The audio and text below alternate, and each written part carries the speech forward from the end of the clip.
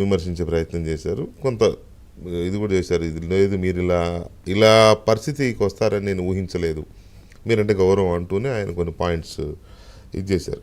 నాకు కూడా అనిపిస్తుంది పవన్ కళ్యాణ్ బీజేపీ అధ్యక్షుడు అవుతాడని మీకెందుకు అనిపించింది? అసలు ఇదంతా కూడా ఒక క్యాలిక్యులేటెడ్గా ఒక క్లియర్ అబ్జర్వేషన్తో అన్నారా?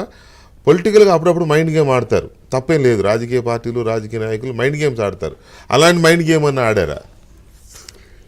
ఇప్పుడు ఇది రికార్డ్ చేసి ఇట్లా పెట్టుకో మంచిగా పెట్టుకో చర్చ. ఎందుకంటే వీళ్ళు ముగ్గురు ఒకటే కదా, ఇప్పుడు నేను పెడతాను, వీళ్ళు ముగ్గురు ఒకటే కదా. మళ్ళీ నేను జరిగినప్పుడు మళ్ళీ నేను అప్పుడు స్టేట్మెంట్ ఇస్తా, మళ్ళీ వీళ్ళనే పిలుద్దు. ఇంజెస్ట్లో ఇది విడిగా రికార్డ్ చేయమని చెప్పి మంచిగా చేయండి. ఎందుకంటే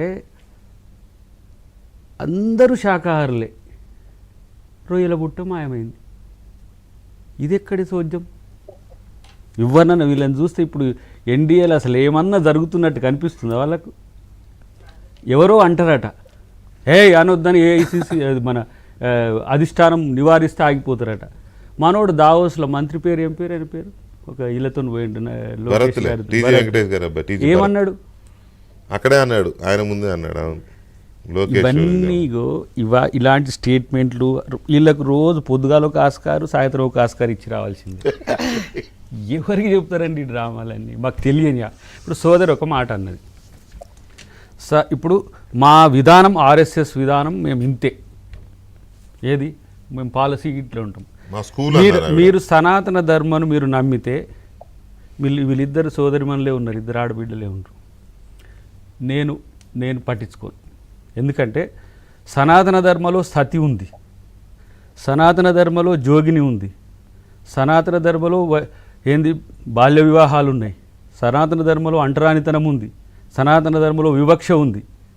ఒకవేళ గుడ్డిగా మీరు నమ్ముతా అంటే నేను ఎందుకు నమ్మాలి? వాళ్ళ ఇష్టం, అది వాళ్ళ ఇష్టం. వాళ్ళ ఇష్టం. పవన్ కళ్యాణ్ గారు కూడా బల్ల గుద్ది కాదు, ఇంకేదైనా గుద్ది చెప్పే హక్కు వారికి ఉంది. ఎందుకు? తప్పలేదు, ఫ్రీడమ్ ఆఫ్ ఎక్స్ప్రెషన్. నేను డిసెంట్ చేయొచ్చు, మీకు చూస్తుంటే ఇట్లా అనిపించచ్చు, అంతా బాగుందని అనిపించచ్చు. ఇలా ఒక వీడియో నేను చేసి ఆంధ్రప్రదేశ్ రాజకీయాల విషయంలో నేను మాట్లాడుతున్నా అంటే ఏం పని లేకనా?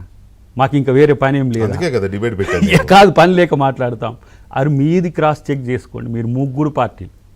నేను చేసిన దాని వెనుక ఆంతర్యం ఉంది. ఇప్పుడు పవన్ కళ్యాణ్ బీజేపీ అధ్యక్షుడు కానక్కర్లేదు సార్, ఇప్పుడు జగన్ ఉన్నాడు, ఎన్డీఏ ప్రతినిధిగానే ఉన్నాడు కదా, మీకేం కొత్తగా ఏమి లేదు. ఏపీలో 25 మంది ఎంపీలు బీజేపీతో, ఏదైనా సరే ఏ స్పెషల్ స్టేటస్ ఏది లేదు, ఏం పెద్దగా ఉండాలి. ఇప్పుడు నేను అంటున్నా, నాకాయ వచ్చిన కేజ్రీవాల్ని ఎలక్షన్ల ముందు అరెస్ట్ చేసి నువ్వు కాంగ్రెస్తో పోతే నీ సంగతి చూస్తా అని ఎలక్షన్ల ముందు వదిలేస్తే, ఇప్పుడు ఎవరండి అజిత్ పవార్ అంటే ఎవరు చెప్పండి? Sharad Pawar the legendary leader తమ్ముని పక్కకు తీసి రాజకీయాల్లో సొంత గుర్తు శరద్ పవార్ది అయితే అజిత్ పవార్కి ఇచ్చి ఇలా 30-31 సీట్లు తీసుకొచ్చారని డిప్యూటీ సీఎం చేసి ఎవరు? ఇప్పుడు షిండేది శివసేన ఏంది? ఠాకరే వాళ్ళది. అసలు ఠాకరే